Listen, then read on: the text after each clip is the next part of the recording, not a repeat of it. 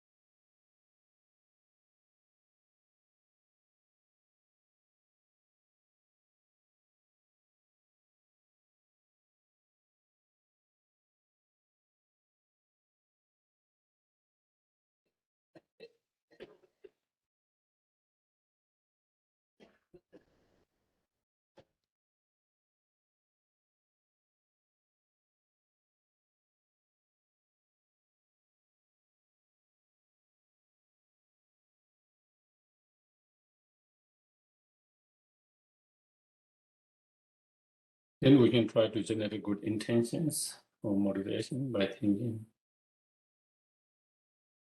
by giving our precious time and coming together here to listen and to reflect and contemplate,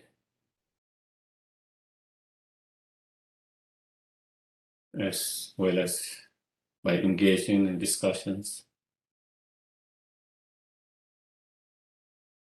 Due to all of that,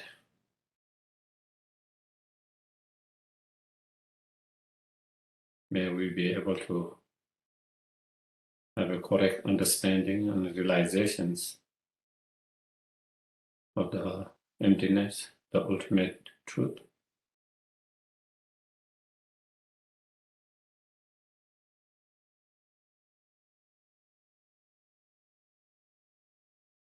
And thereby generating wisdom, realizing the emptiness.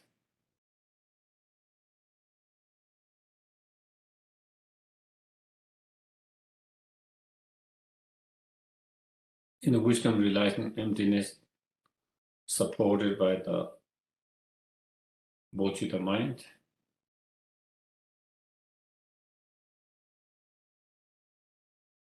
may we be able to make progress on the Bodhisattva path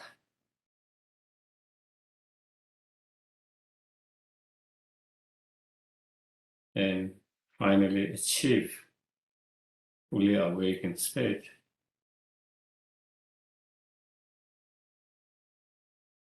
So we can be not only help, but the greatest help and benefit. And not only to few beings, but to each and every sentient being.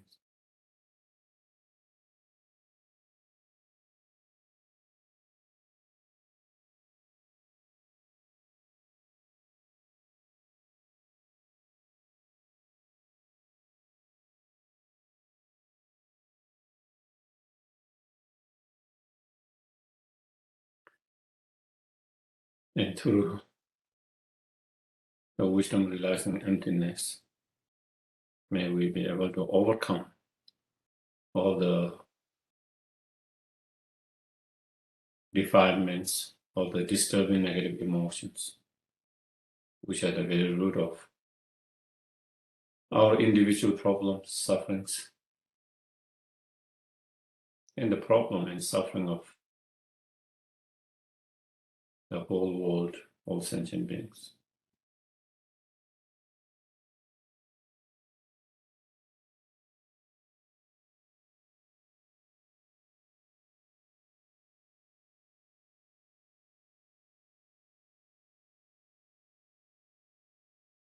Okay, so we can do the refusion bodhicitta.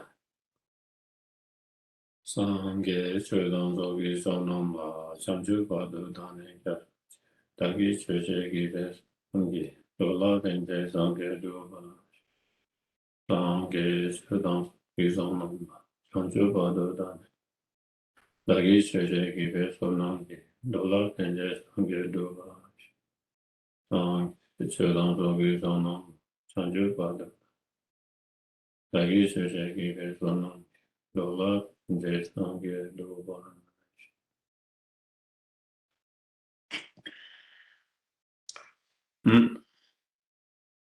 So,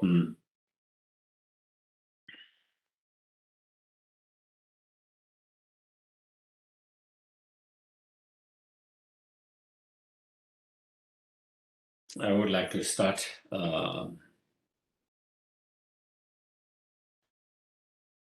by a quotation from one of the great teachers, masters, who was also teacher of his own Dalai Lama, Dugi Khyentse Rinpoche. He said, wisdom is not only the most important and the very heart of six perfections, it is their very life force. To realize wisdom is the ultimate goal. So, as he mentioned here, that become as I mentioned last week,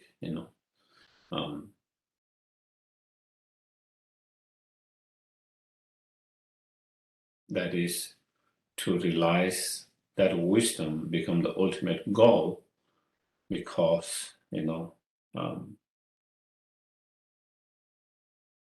the reason to practice the Dharma is to overcome the very root of all our problem and sufferings, of whether it's individual problem and suffering, or whether it's a problem and suffering of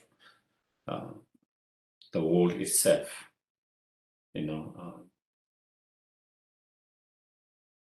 That is the reason why we practice the Dharma. That is why we, whatever different form of practice, and in order to overcome those problems and suffering, we have to deal with the very root of all these problems and suffering. And the very root of all these problems and suffering is, our individuals' afflicted emotions, such as attachment, anger, jealousy, pride, and ignorance, and so forth. And the very root of all these afflicted emotions is the ignorance. And in order to overcome and eliminate that fundamental ignorance, the root of all the delusion, the root of all the problem and suffering, one need to cultivate the wisdom. So that is why it is so the ultimate goal, the most important, together with the method, loving kindness, compassion, bodhicitta mind. So basically, all the problem of creation of our own minds even though there are external condition factors that can contribute to the problems, but the main cause, the ultimate cause is our own mind. Not only the problem is created by our mind, also the solutions to the problem also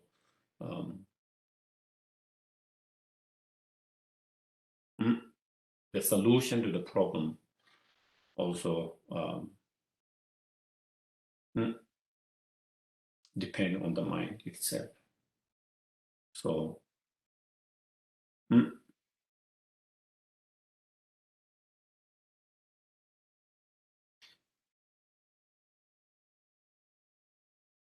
whether we look on individual level or whether we look in general on the global level throughout the histories, why hasn't there been so much progress since start of humanity? We should have learned and fixed the problems with all this very brilliant mind, and with so many brilliant mind that has come through all this. Still the problem is more or less same. The problem hasn't been solved.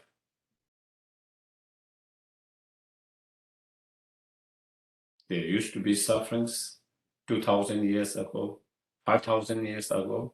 More or less, we are facing more or less similar problems. In certain area, we might have made some progress. In some area, we have become worse. In certain area, is more or less same, but hasn't changed much. In most of countries, different leaders that comes, different system has been developed.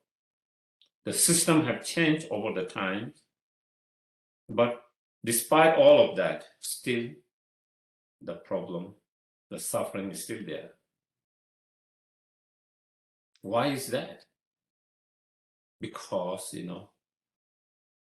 we always feel focused to change, to reduce the suffering and problem, and to fix it. We always focus on just the external solutions to fix it. We never really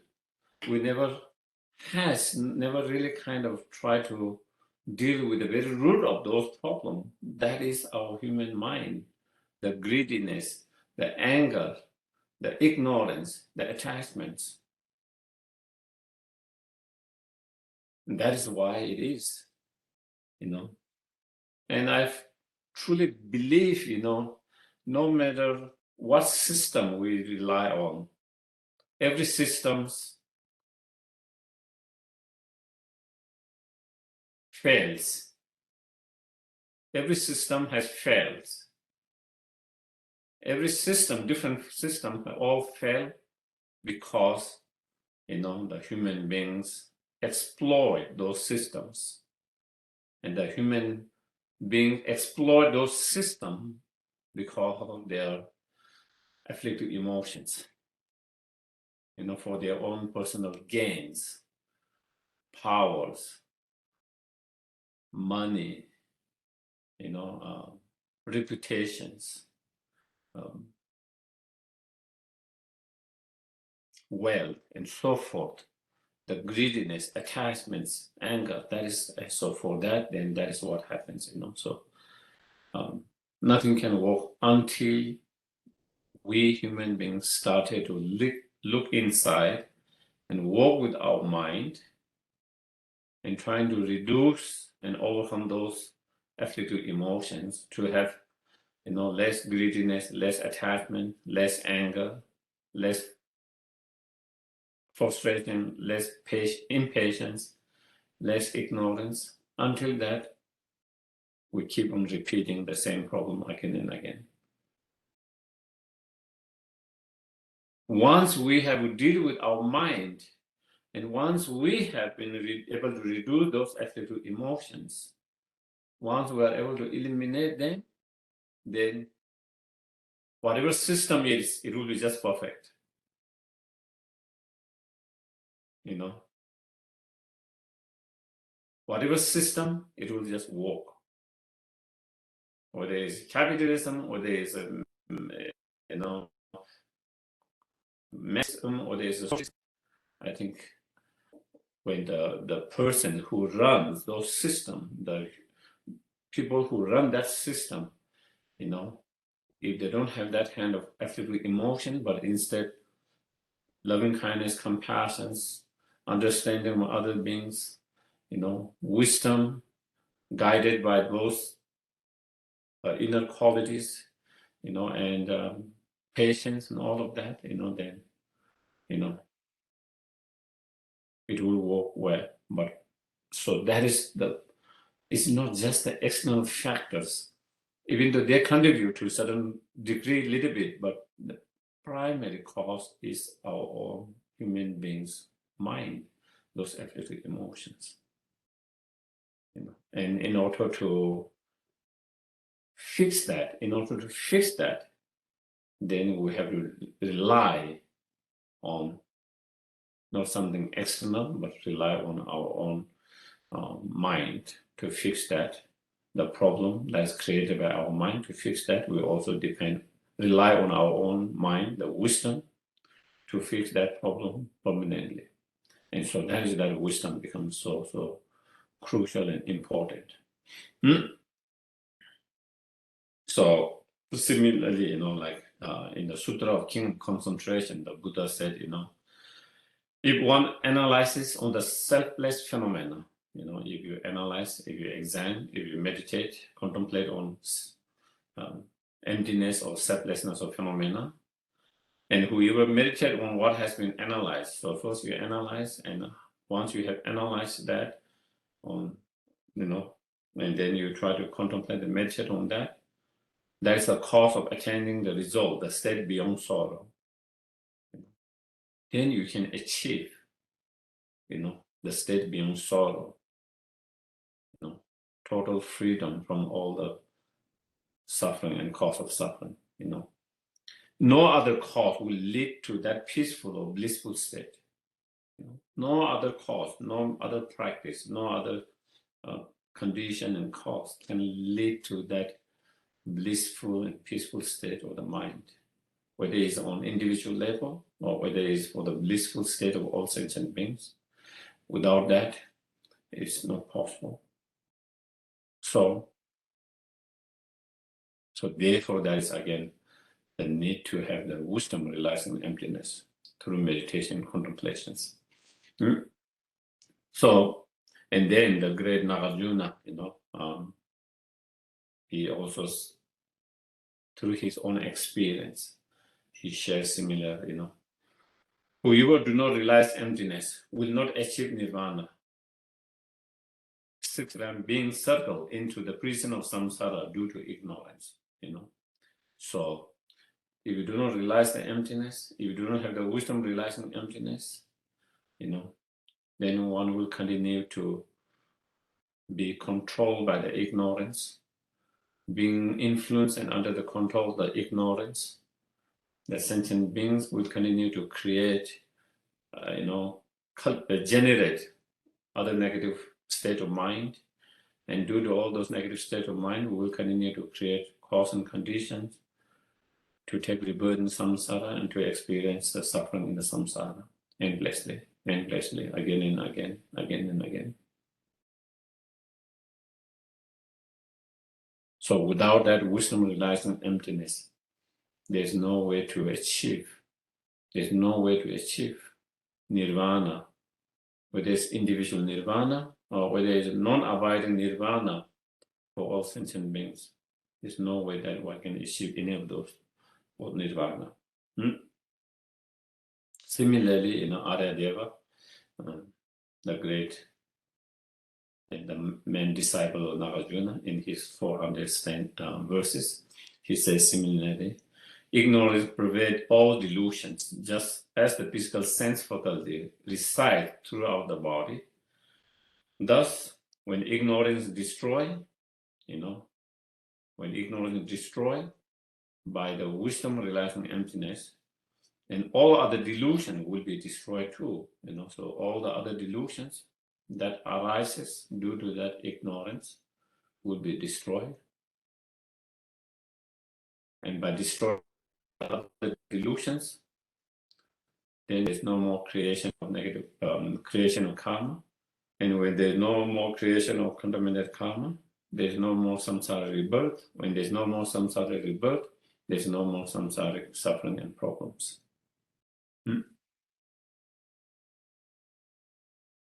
So,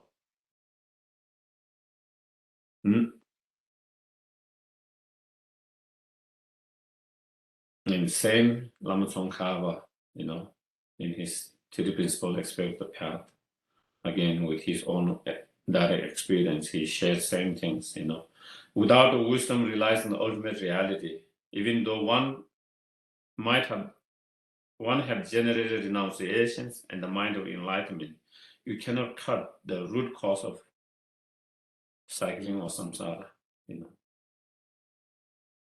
And so therefore that is why we need to develop the wisdom realizing emptiness. In order to generate or develop the wisdom realizing emptiness, then we have to meditate on emptiness, contemplate and meditate on emptiness. In order to meditate and contemplate correctly, we have to understand the meaning of emptiness correctly. And in order to understand the meaning of emptiness correctly, then we need to study, learn about them.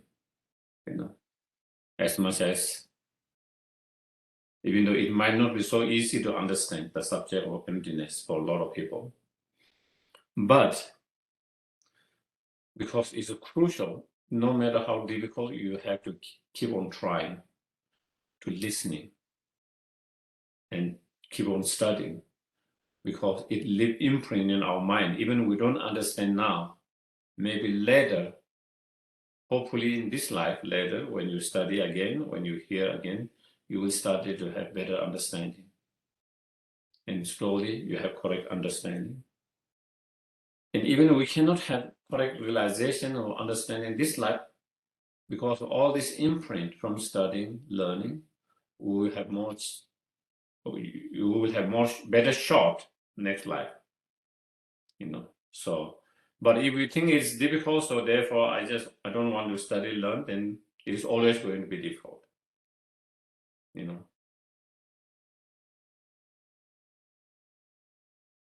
The more difficult, the more effort you have to put. If it's easy, then maybe you don't have to put so much effort.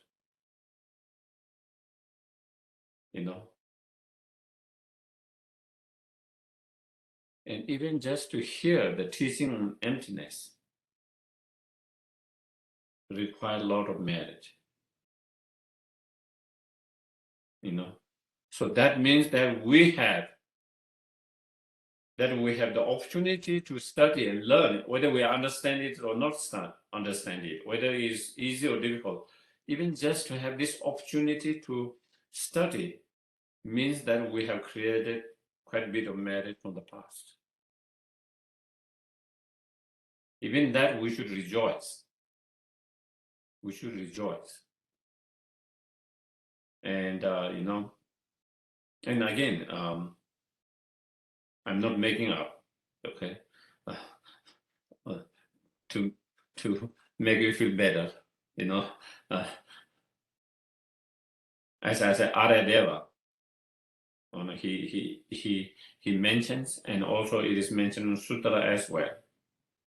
Aryadeva said, those with little merit will not even have doubt to this Dharma, the emptiness. You need to have a lot of merit, even to have doubt on emptiness. Just by having doubt will tether the samsara.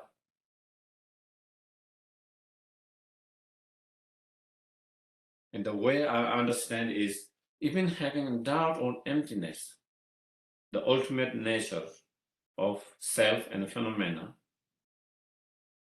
it shakes the very foundations or very root of the samsara. very root of the samsara is the ignorance. Is the ignorance. And the way I understand, the way I put is, ignorance has been very comfortable throughout our whole lifetime, from beginning lifetime, because we just the ignorance. We never challenge the ignorance. It's like a leader who has never been challenged, and they can do whatever they want. They can do whatever they can say whatever they say. They want to feel. They can do whatever they want because nobody challenged them. Nobody cautions them. Feeling very comfortable. When you started to doubt, now you are asking questions. Now you're starting the questions to that leader. And now we are starting the questions that ignorance that has been very comfortable before because we never questions. Just follow it. Now just having that doubt, meaning you are starting to question about it. Even you don't have direct realization, even just having that caution started to make that ignorance shaky, uncomfortable. So we have already started to make that very root of the samsara, the ignorance, kind of uncomfortable and shaky, just having doubt. And so even for that, it says it requires a lot of merit, as he said. So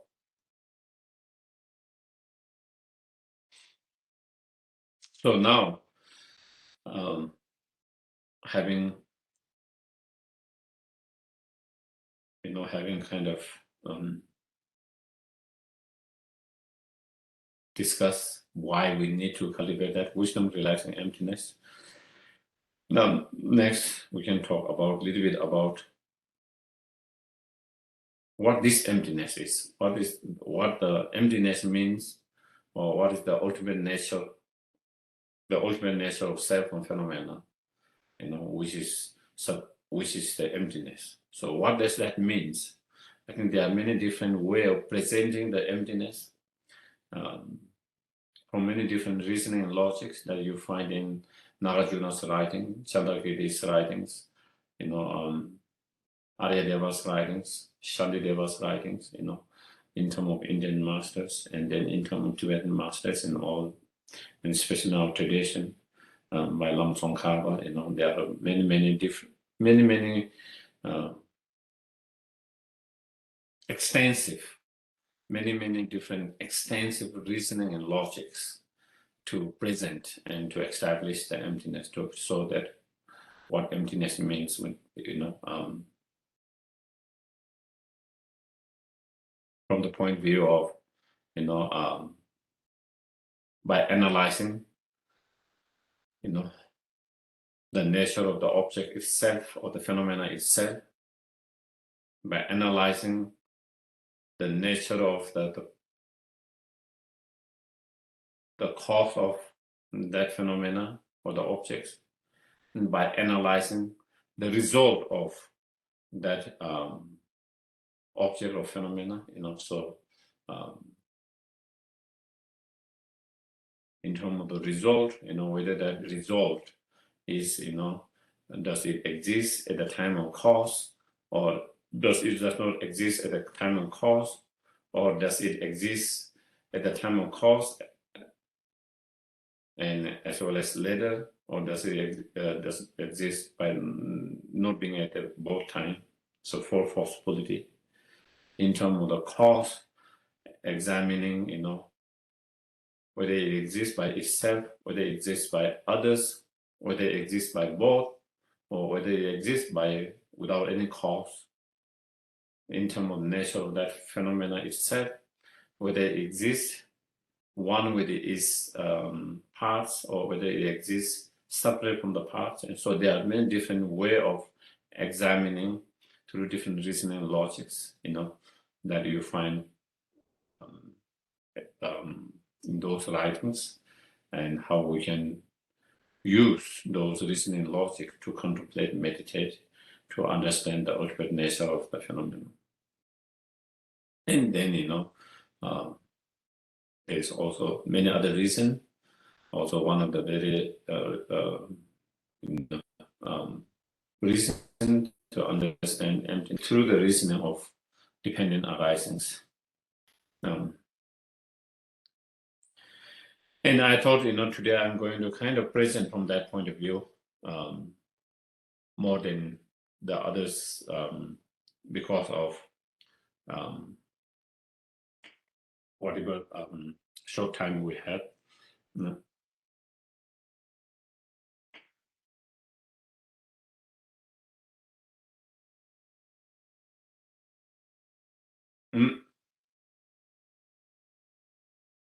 So,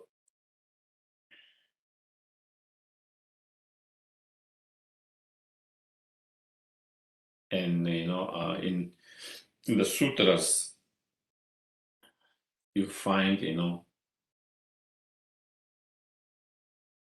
where it says whatever is produced by depending on other condition is not produced.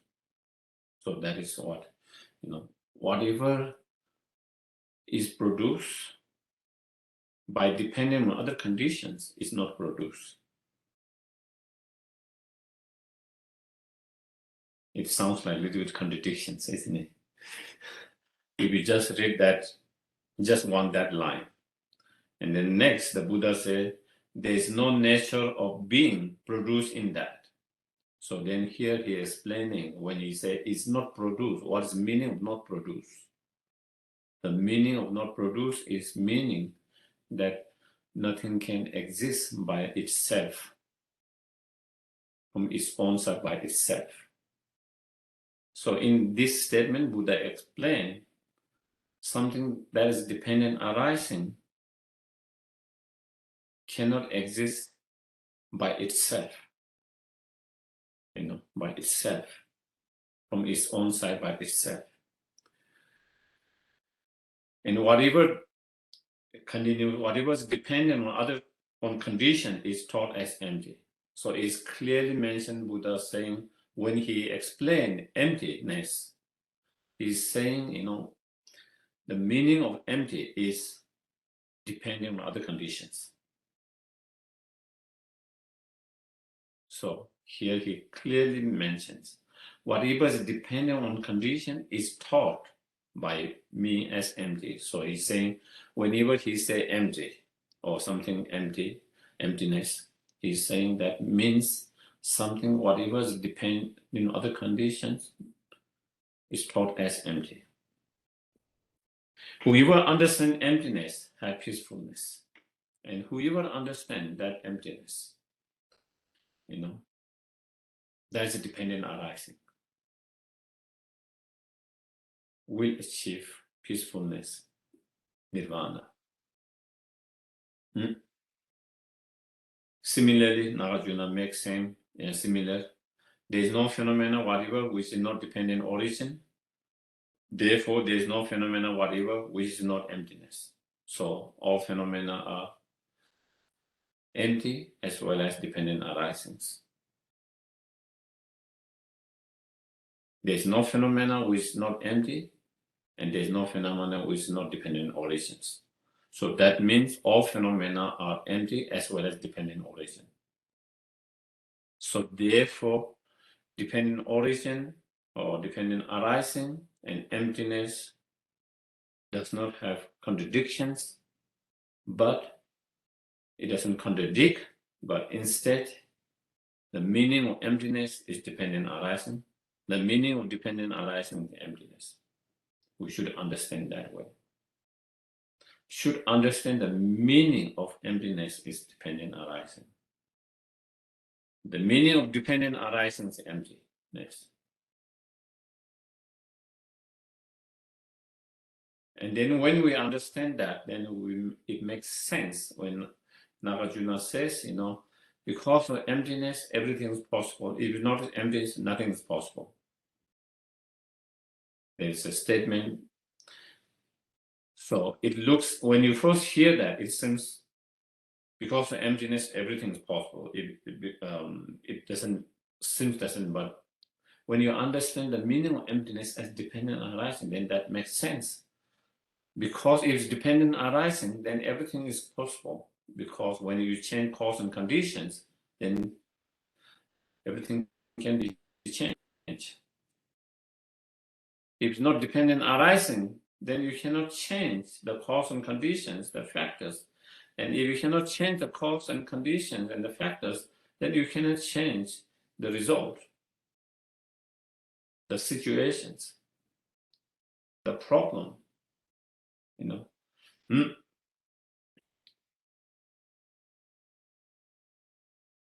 the same way, Adadeva, he says, whatever is arising due to the dependency that cannot exist by its own nature, by itself, by its own nature. So that is, all these are non-existent by its own nature. Therefore, there is no self. Therefore, there is no self. Therefore, they are empty. So again, it is clear. It is clear in all their, and similarly, Lama Tsongkhapa, whatever depend on conditions that is devoid of intrinsic existence, what excellent instruction can there be more amazing than these proclamations? Therefore, since there is no phenomena exists other than originating through dependency, no phenomena exists other than being devoid of intrinsic existence, you taught, So that is understanding emptiness through understanding of dependent arising. The meaning of emptiness is that it means that objects is empty or independent. Nothing exists independently. Nothing exists by itself without depending on other factors, other conditions, other factors.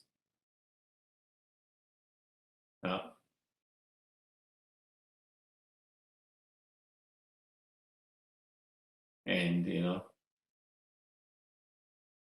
this is a teaching that has never, before Buddhas, there have been so much great spiritual teachers, great philosopher, and even after Buddha, there has been a great philosopher, great teachers, but none of them seem to really explore on this, how every phenomena is empty and dependent on origination.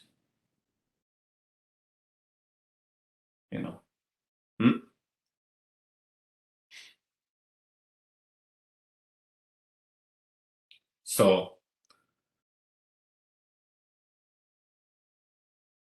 when you are able to understand the emptiness from the point of view of dependent arising, from the meaning of dependent arising, then we will find a middle way without falling into one of the extremes. By understanding is, non-inherently existence. By understanding is non-independently existence because it's empty. Therefore, we don't fall into the extreme of internalism. That means perceiving the object to be inherently existing, independent existence. Because we understand it is a dependent arising, therefore your understanding it exists. And therefore you don't fall into nihilism. And therefore you are able to find the middle way free from the two extremes. And that is the ultimate nature of all phenomena. So to explore a little bit on this, dependent arisings. When we try to understand what dependent arisings, there can be many levels of understanding of dependent arisings. One level, the dependent arising, is understanding that particular phenomena, objects, to exist by depending on its preceding cause and conditions. Okay? That is, I think, a little more easy for us to understand. That dependent arising. Not only we, I think, even the animals seem to understand that. They might not have the word saying dependent arising, cause and result. They might not have that terms, but they understand. They understand if I eat that, I will get sick. They see cause and conditions. That if I eat that, if I drink that, it will make me sick, so they try to avoid that. If I'm in that area, I will be attacked by another animal, so they try to avoid that. They understand. Or when they get sick, they recognize through whatever way, whether it's through smelling, through seeing, whatever, they recognize certain plant they eat to cure themselves. They see cause and conditions. By eating that, they know they can cure whatever their problem they're having. When they are thirsty, they know when they see water, they can overcome that thirsty. And so they go and drink the water. So they have some understanding of cause and effect, depending on cause and effect.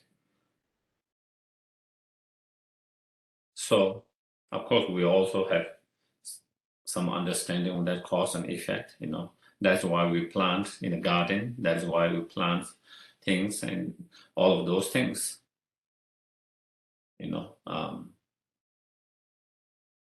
So that understanding dependent arise and cause and effect.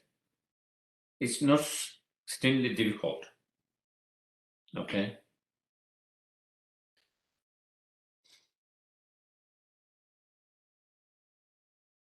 So that is one way that is more kind of gross level of understanding of dependent arising.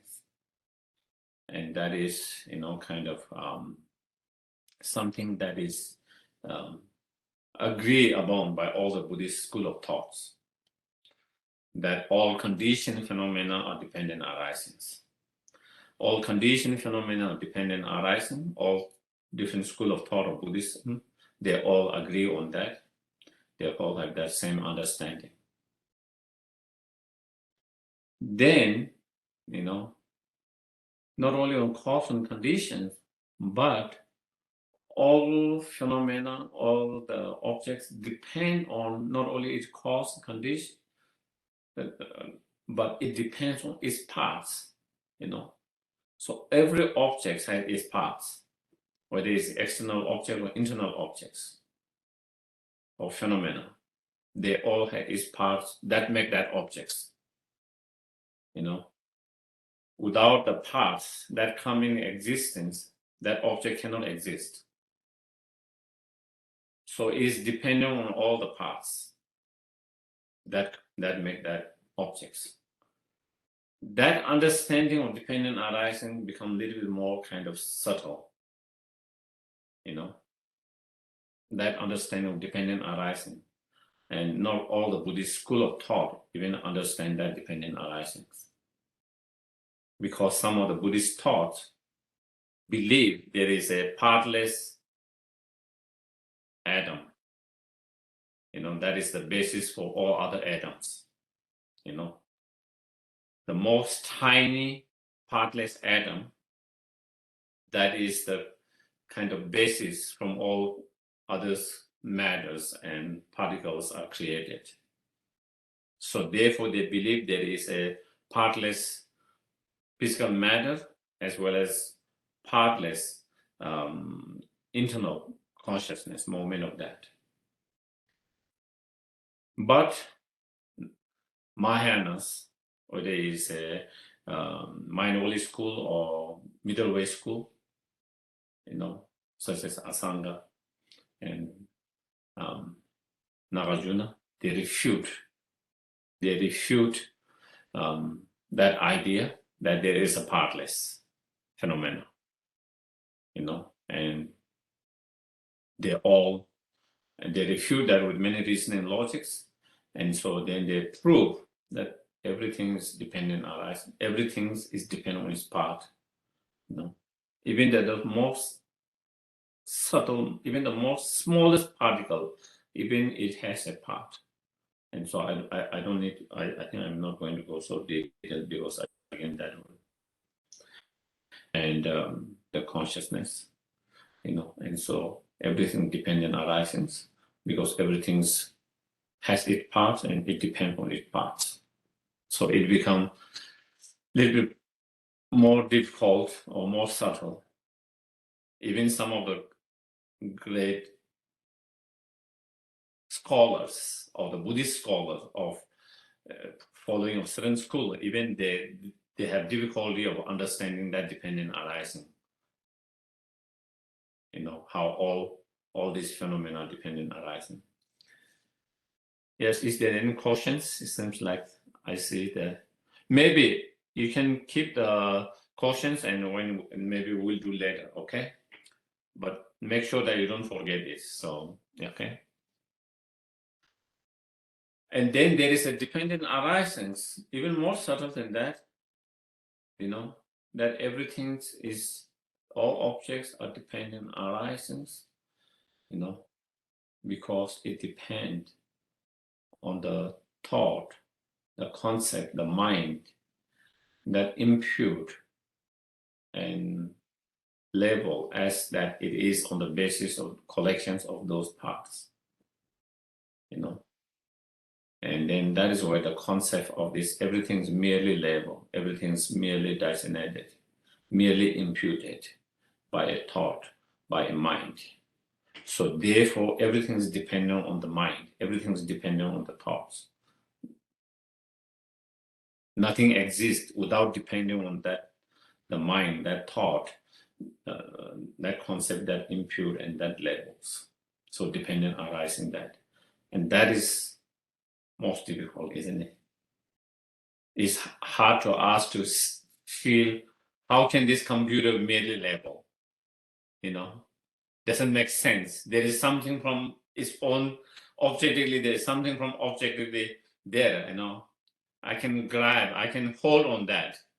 I can see that. How can it be merely labeled?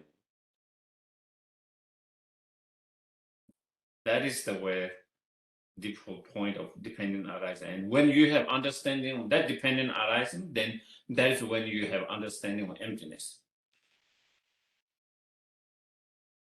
That is where, when you have that understanding of dependent arising on that subtle level,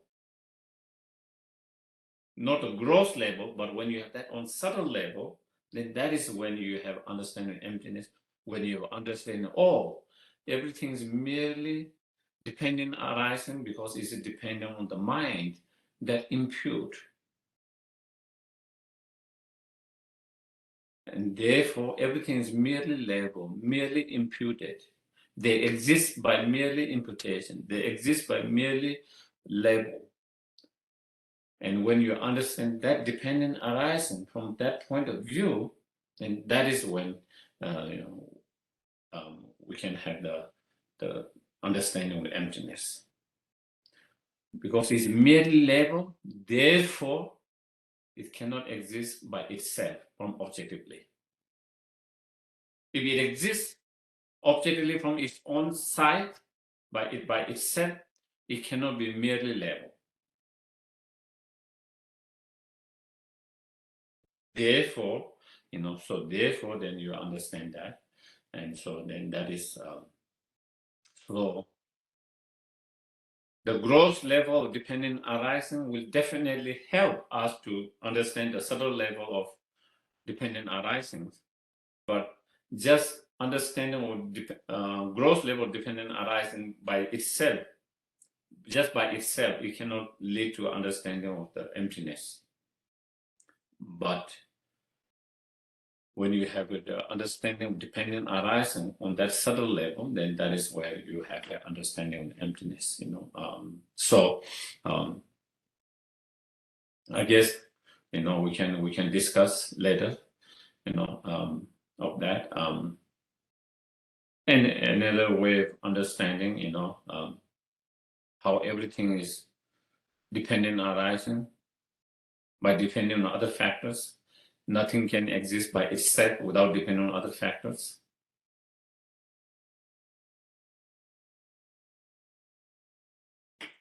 Take the act of coming and going. There is no act of coming if there is no act of going. There is no act of going if there is no act of coming. They are dependent on others. There is no concept of small if there is no concept of big. There is no concept of big if there is no concept of small. They are dependent on each other. There's no concept there if there's no concept here. If there's no concept here, there's no concept there. So they are dependent on each other. There's no concept of others if there's no concept of self, and there is no concept of self if there's no concept of others. And so again, they are dependent on others, each others. There's no concept of dying if there's no concept of birth. And there is no concept of birth if there's no concept of dying. So they are dependent on. So all phenomena are like that. How one phenomenon only exists, only independent on the others. Without the others factors, it cannot exist by itself as it is. Coming cannot be coming if there is no going. Going cannot be going if there's no coming. Small cannot be small if there's no big. Big cannot be a big if there's no small. Others cannot be others if there's no self. Self cannot be self if there's no others. Here cannot be here if there's no others. There cannot be there if there's no here. Are you clear? And so that is, dependent arisings. But the problem with us, our ignorance is when the object appears, whatever that object, it doesn't appear to us, or it is only exists as it is because of it depends on other factors, isn't it? If to us, our mind, it appears as it exists by itself without depending on other factors. When I sit there, in my mind, the appearance, it is there because it is here. It doesn't come in that way. It feels like there is there, regardless of whether here or not. And the concept of here, when there is a concept of I'm here, there is the appearance of here being from its own side without depending on others. There, without depending on there. When I see small, I see, it is a small. And it doesn't appear as it is small because there's a big. That doesn't come in my everyday kind of interaction with the objects. When there's object appear, it appear to exist as it is by itself without depending on the others. And not only there's that appearance, then our mind follow that appearance and we perceive to exist as it appear. And that mislead us and that deceive us, and that become the source of the problems. So we will have a 5-minute break, okay? Okay. Geshe, thank you.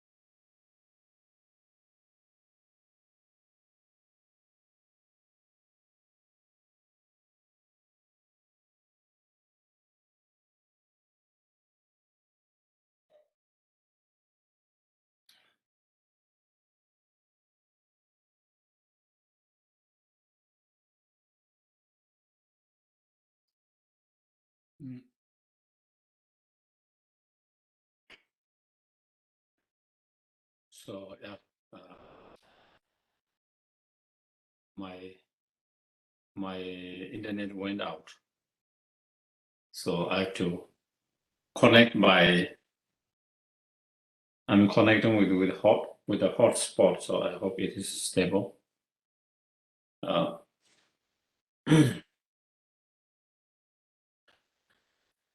So maybe we can spend a few moments to trying to contemplate. Again, just try to relax your mind by watching the breath mindfully for a few moments.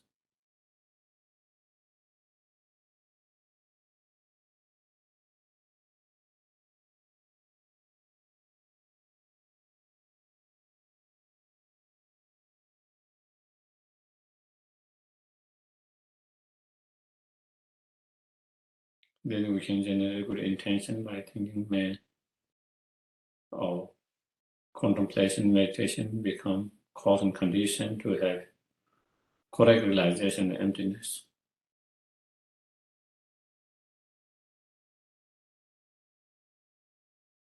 And be cause and condition to achieve fully enlightenment for the benefit of all sentient beings, or in order to benefit all sentient beings.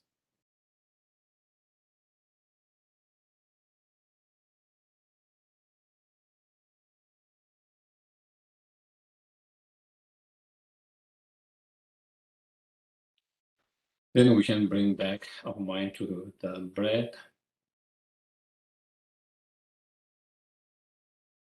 and to the self.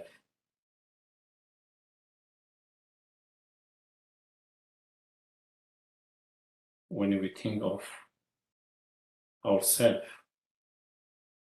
me, I, self,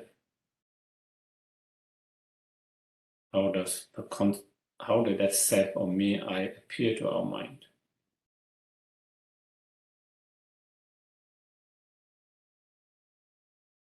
Does it appear by existing by itself from its own side?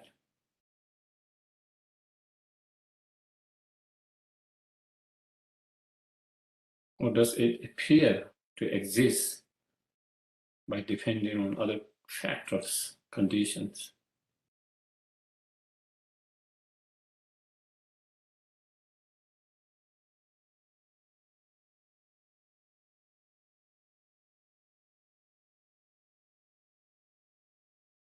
If we analyze deeply, it is clear that it appears to exist from its own side by itself.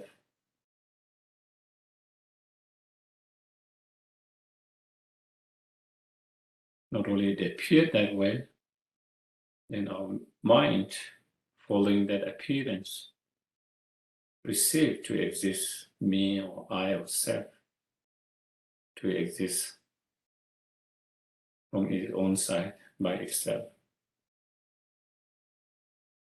Check it out. Is that how we perceive?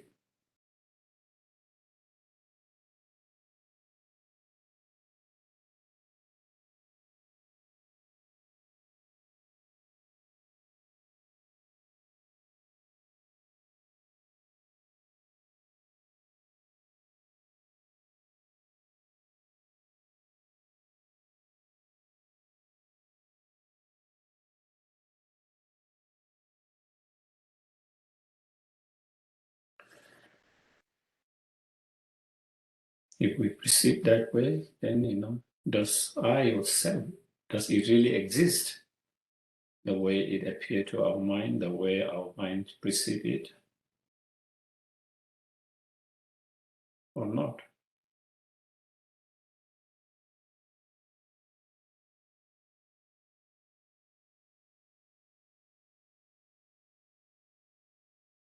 If the self exists the way it appears to our mind, the way our mind perceives as by itself from its own side inherently,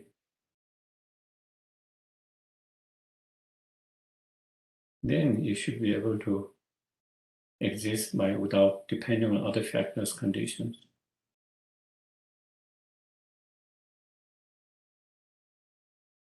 Can it exist that way? Does it exist that way?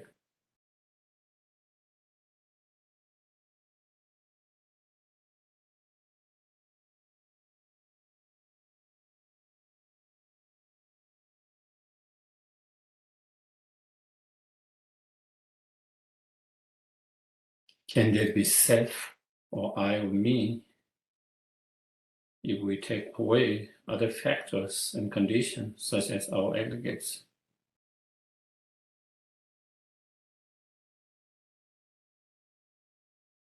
Can there be self if we take away our physical body, form,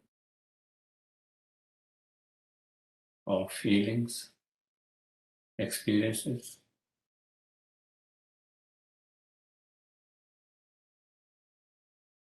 Our mental consciousness, all of that make who we are. If we take all of them, each of those aggregate away, those conditions, those factors away, can there be self, I or me?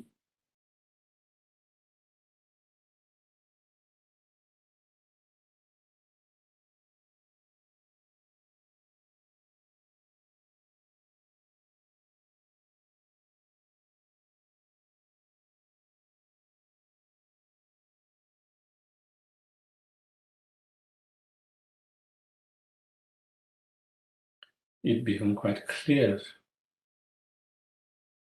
if we take all of that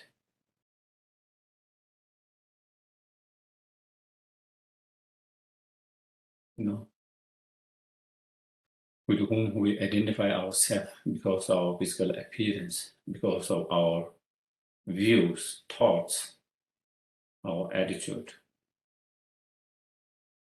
our feelings, experiences, our knowledge, so forth. If we take all of those factors, conditions, there's no self that we can identify ourselves as self.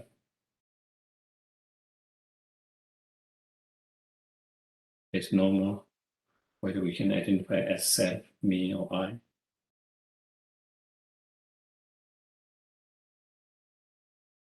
I'm quite clear. Check it out. Can there still be self, I, that you can identify if you take all those away?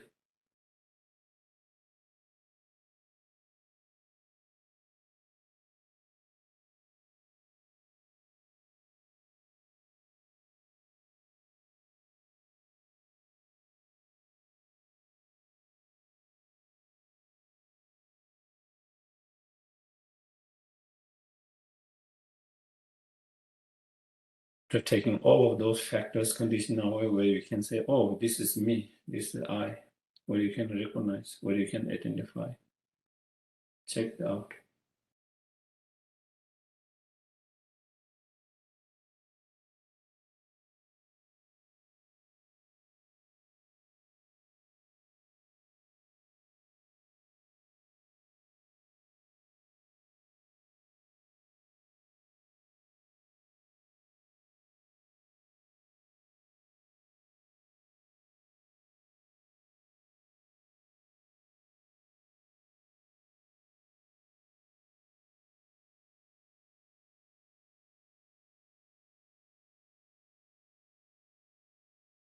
If there's no self that you can identify and recognize after having taken all these factors and conditions,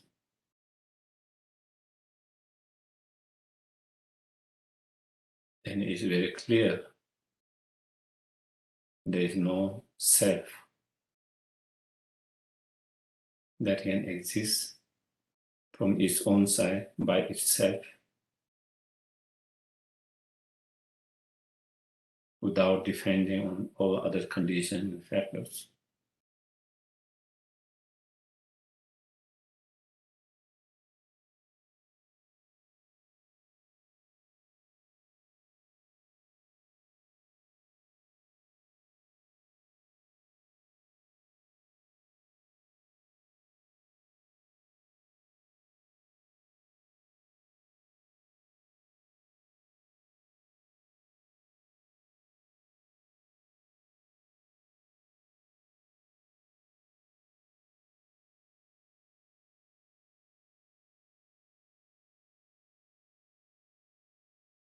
Therefore,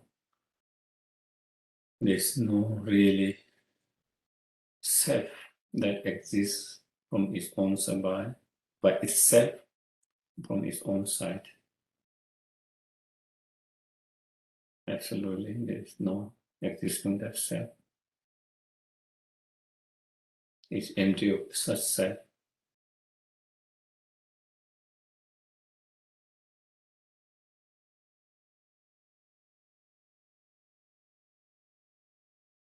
And try to rest your mind in that empty of such self.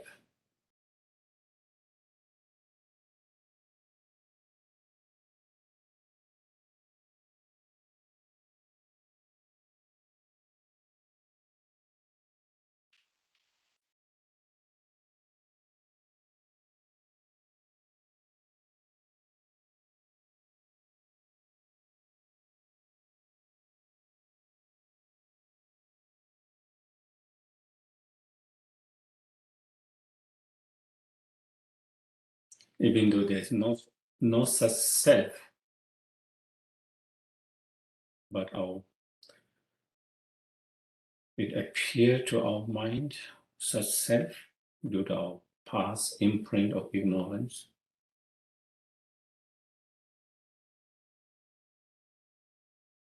So that appearance is totally mistaken.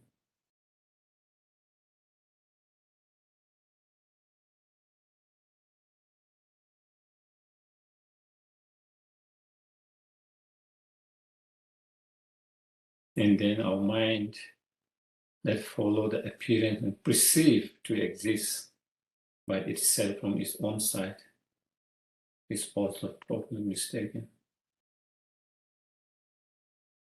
Totally mistaken mind.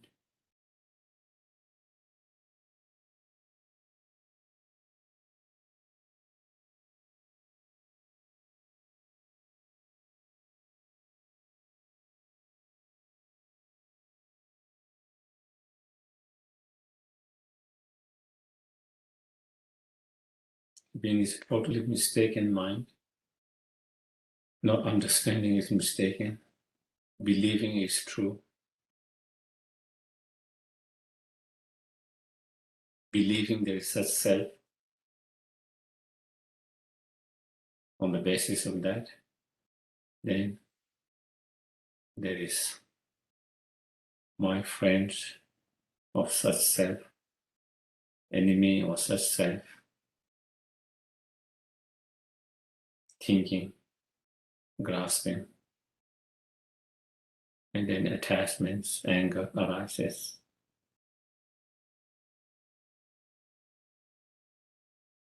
And that leads us into suffering, problem, pain.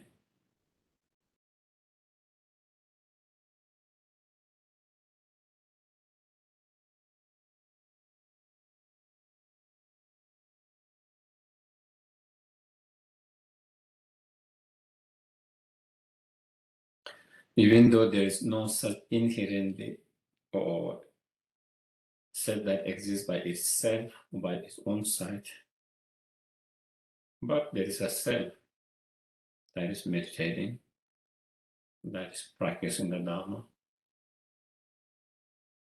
that is experiencing different, feelings. Sometimes hot, sometimes too cold, sometimes too full, sometimes hungry, thirsty.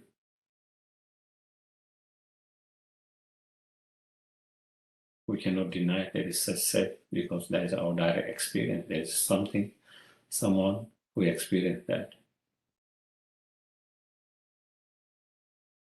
So there must be self that is experiencing all of those different experiences. So then, how does the self exist? The self that is experiencing all those different experiences is merely labeled by the thoughts and the mind. By coming together of all these conditions, factors that aggregates.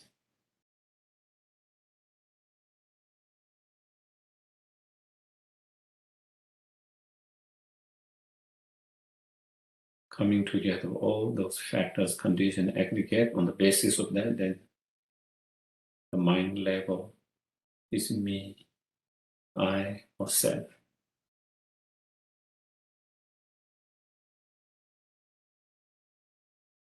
So it exists only on that level, merely level, on the basis of condition coming together.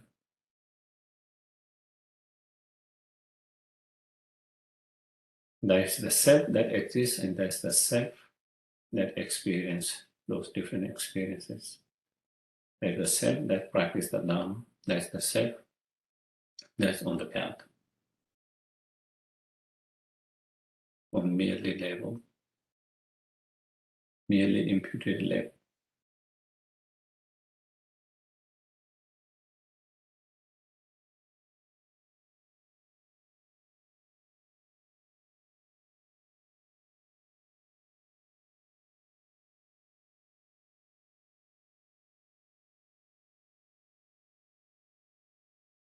Then we can dedicate our virtues to achieve enlightenment for the benefit of all sentient beings, or in order to benefit all sentient beings.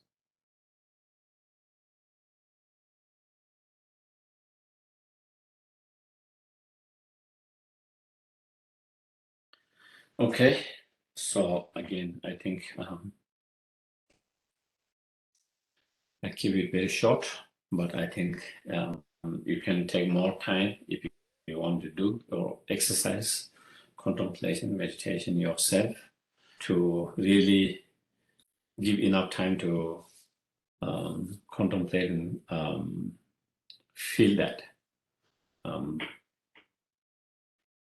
And I think I saw a couple of questions before, but since my computer internet went and I have to re-enter and all of that, now I cannot see the question in my chat. And so, but I think if I remember the questions, I think, yeah, so now I can see one. Can the space between the atoms be seen as emptiness? Yes, I think, not only the space between the atoms, whole phenomena, every phenomena, external, internal phenomena is empty, so because even the space cannot exist as a space if there's no other particles, because of other particles and atoms, and so there is a thing, something that when there's no particles and atoms, that's what we call space. That's merely level, of certain things that is devoid of such atoms and particles. That is what is space is. So again, space is merely level, when the particular is phenomena that is devoid of, that does not have those particles and all of that, and that is what we call space, and that's what we label the space. So it is merely level, and it is therefore it is empty from its own side by itself, that can exist without depending on other factors, without depending on the mind that level it is as a space. And then there is, when you say no death in Hasuda, does that mean the whole death process is empty and merely labeled by the mind? Earth, water, sense, mirrors, clear light, the continuity of mind have no death? Do you mean that you have access and control of clear light? What it means is death is also, merely labeled on the basis of certain factors and conditions. The death does not exist as a death by itself. When the concept of death is where as far as human beings, let's say, take an example of human beings, when human beings' consciousness leave the body, then we call that as a death. Okay. When the consciousness leaves the body, we call it death. And that is merely labeled by our mind. Merely labeled by our mind. Leaving the consciousness, the body of the human beings, that's it. Without that, can it be a death? By itself is neither death or neither birth. It's only in relation to other factors. From human point of view, when the consciousness of human being leave the body, then we call it death. But if you look from intermediate stage of point of view, okay, pardo, intermediate stage of point, the moment the consciousness leave your body, that very moment you take intermediate stage simultaneously. From that intermediate stage point of view, is a birth, is not death. The consciousness leaving your body from that point of that intermediate stage point of view is a birth, it's not a death. From human point of view, it's death. So therefore, that the consciousness leaving the human body in terms of human being is neither death, neither birth by itself. Are we clear on that? Yeah, so that is why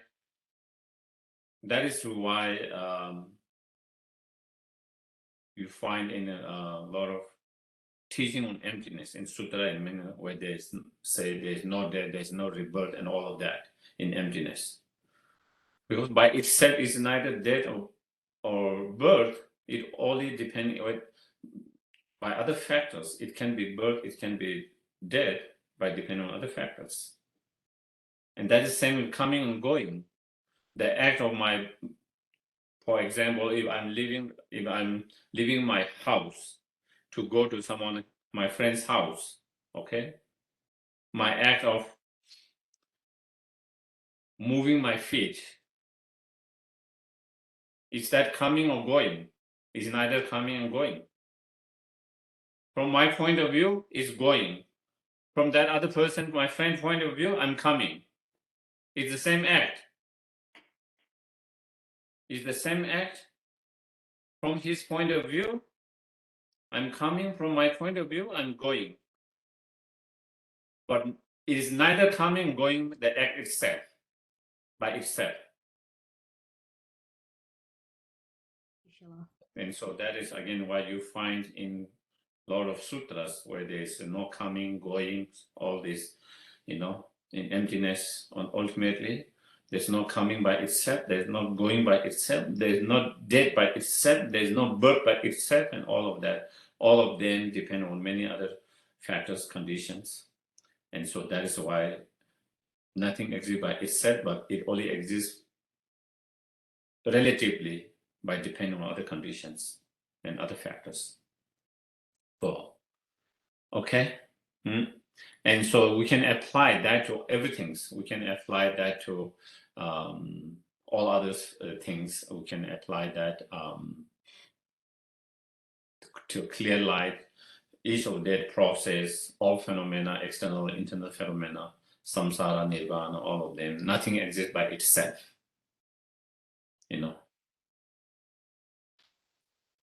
Everything exists by depending on many other factors. That's what it is. So then, I think there is one question. Can you please tell us what is experiential state of mind of emptiness?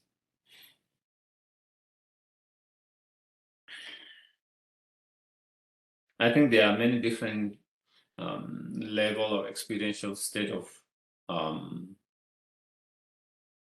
the mind of emptiness, or the mind which perceives emptiness or realize emptiness. The mind that experientially perceiving emptiness, but not directly at the very beginning. You perceive it not just intellectually, but experientially. You have experience of that you perceive emptiness, but more with a dualistic mind, with a reasoning, logic, with a reference. It is experiential, but it's still not direct. And then, you continue to meditate, and then slowly, your dualistic mind becomes less and less. And then slowly, by the time you enter the path of seeing, then you have direct realizations and direct experience. But in the path of accumulation, path of seeing, and in path of accumulation, path of preparation, the first two paths, even you have experiential realizations or understanding of emptiness, but still, it is still with a dualistic mind, with a conceptual, because you are using reason and logic and so forth, reference. Why it is not, why this is, that kind of reason. But then slowly, then you will be able to overcome that and have a direct realization. So, and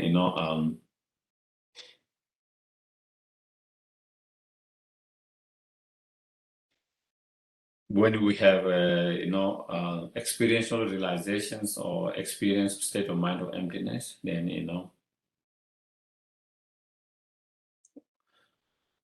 when there's appearance of certain object to be bad or unattractive, unpleasant, even though there's appearance, you don't believe that appearance. And so therefore you don't get so upset and angry about that. Because you don't, even though it appears to be bad and unpleasant and from its own side, but you know that it does not exist from its own side. So there's less strong aversions, less, aversions, less anger, less frustrations, all of that. On the other hand, even though things might appear, certain objects, certain instance, certain events, certain phenomena, whatever, external, internal, even though they might appear to our mind as existing, positive, good, beneficials, attractive, nice from its own side, but again, when you have that experience, you don't believe that appearance, because you understand, even though there is that appearance, but that's not how it exists. That do not exist as a beautiful, as a attractive, as a nice, as a good by itself from its own side. And so therefore you have less stronger desire, attachments, craving towards that objects. And so once you have that experiential state of mind of realizing emptiness, then you started to have less delusions, arising of less delusions. Even the delusion arises is not strong, and it does not last long. It does not, even it arises, it does not last long. It's not intense. And so that is the effect of result of experiential understanding of that. And then also, when you come deep meditation on emptiness, all the objects you encounter started to appear more like an illusion, more like a dream state. At the moment, we have to remind ourselves everything's like illusion, everything's like a dream, because the object does not appear as a dream, as an illusion to us. It appears so real and so concrete. But when you have that realizations of that experiences, and when you come out of those deep meditation on emptiness, even the objects started to appear more like a dream, less concrete, less real. So therefore, again, you have less grasping, less clinging. Okay, so then if phenomena only exists when perceived by a violet mind and it depends on other factors, what is the state of reality when those conditions do not exist or it's not possible? Okay, you just answered my questions. Okay, yeah, it's not possible to have the, something to exist as it is without the other conditions, and as I mentioned, going cannot be going without other conditions. Coming cannot be coming without other conditions. Death cannot be death without other conditions. Birth cannot be birth without other conditions. Small cannot be small without other conditions. Big cannot be big without other conditions. Good cannot be good without other conditions. Bad cannot be bad without other conditions. Nirvana cannot be nirvana without other conditions. Samsara cannot be samsara without other conditions. So everything's cannot be themselves, cannot exist as themselves without other conditions, other factors. Yeah. So any more questions?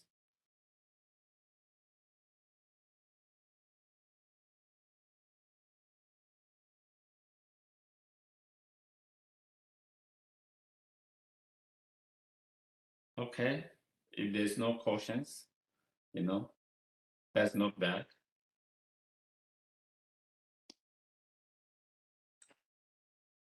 Hopefully, one of my main teachers, Kenshu Lobsang Tenzin, he passed away. His reincarnations come, He used to say, he liked the student to ask questions all the time. He encouraged them to ask questions and debate with him to prove, and he asked when sometimes when there is no more questions or when we have no questions, and then he said, either is good sign or either is bad sign.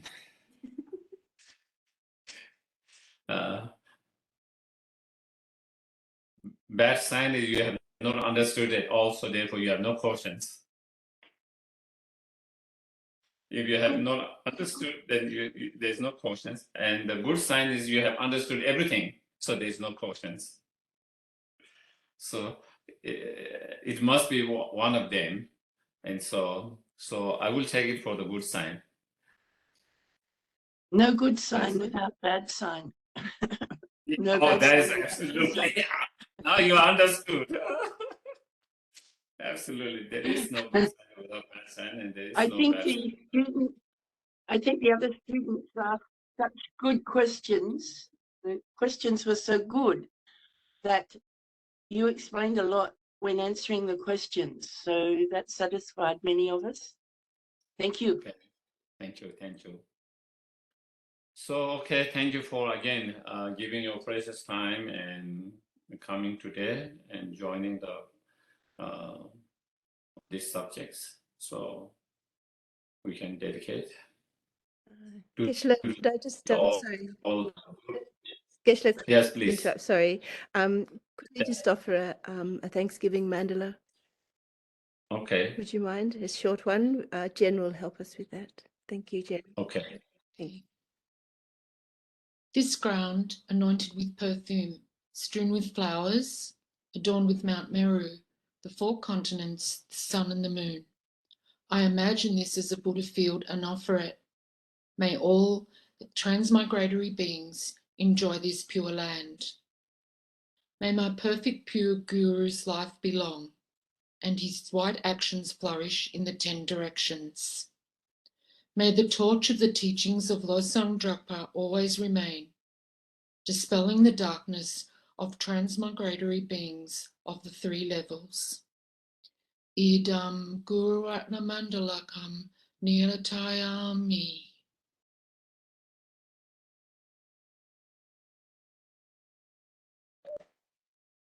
So we can do the dedications. Due to all the virtues that oneself and others are created in the past, present, and future, may we be able to achieve fully enlightenment in order to help, in order to benefit, in order to liberate all sentient beings. from all their suffering and cause of suffering, and to lead and to guide him to ultimate happiness of fully enlightenment.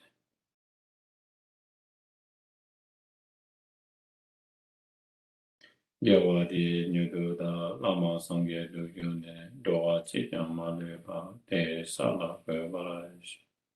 We also dedicate all the virtues to actualize the true Bodhicitta mind within our mind stream and mind stream of all sentient beings. And those who have already actualized, not to diminish, but increase more and more.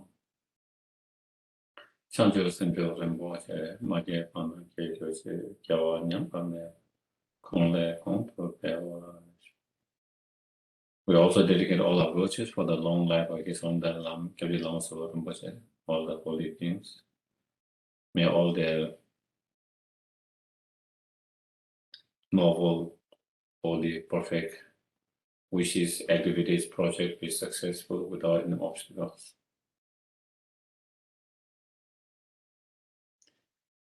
May we always be there under guidance and care, and never be separated from them in this life, in the intermediate stage particle, in all future life, until we achieve enlightenment.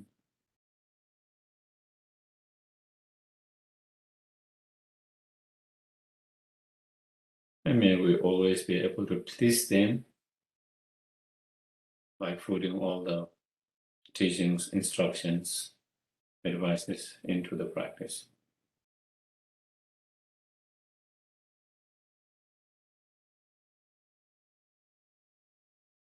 Concentracion correlation on the pendant of mother Geshe Sherab, Shabe Sike, Parutin, to the Sanjay Champe. In John Pay, Choson Queer Lemon, Lasso Duze, when do shall vanish. Thank you very much, everyone. Thank you. Thank you very much, Lindy. Thank you, Geshe. Thank you. Thank you, everyone. Thank you. Thank you. So lovely to see all of you. Thank you, Thank you. Geshe. I hope we see you again, Geshe, very soon. Thank you. Thank you, Your Geshe. bear, Greg, your bear did not exist as a bear by itself. Remember that. Feel like your hair's going grey. If you don't shave, you will look like me. Except I don't have this one. Yeah. Thank you, Geshe. Thank you. Thank you, everybody. Geshe. Thank you. Thank you, Thank you, Geshe. everybody. Thank you Thank very you. much. Thank you. Bye. Thank you. Thank you, Venerable Lindy. Thank you, Venerable Lindy. And Jen. Thank you. Thank you, Lindy. Thanks, Jen, as well.